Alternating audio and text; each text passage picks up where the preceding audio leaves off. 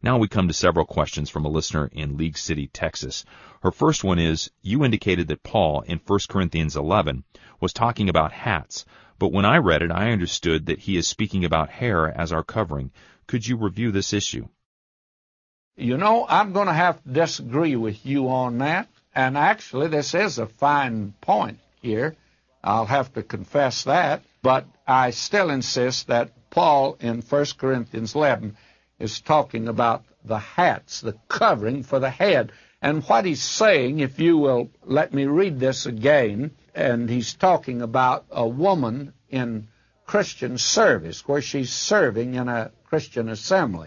It says, if the woman be not covered, let her also be shorn. The covering here is not the hair, because apparently she has her hair on, but she's not covered. Not covered with what?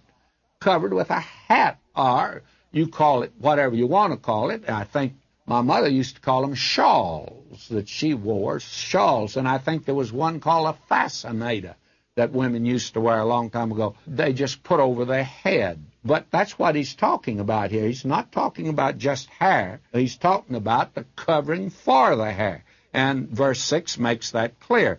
For if the woman be not covered, let her also be shorn, you see. But if it be a shame for a woman to be shorn or shaven, let her be covered.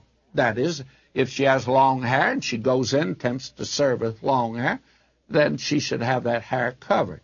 And my feeling is that today, a woman, God has made her attractive to a man, of course. And just like he makes a flower attractive to a bee because of the honey. And a woman is supposed to look as nice as she can. And one of the great appeals that a woman has is her hair let down. No question about that. And no man ever looks good that way. Now, there are a lot of them about today, and I know I'll hear from this, but I'm going to say it just the same. I have never seen a man that looked like a real man with long hair. It just doesn't, and he might be a prize fighter for that matter, but he doesn't look right with long hair. And somebody's going to say, you're a square. Granted, I'm a square, but he still doesn't make him look any better.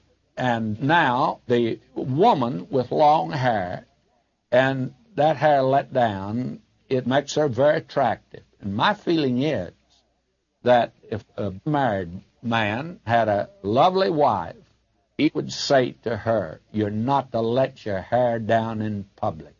You reserve that for me. That belongs to me. That's part of your attraction to me. And I think that that is something that a woman ought to keep in mind.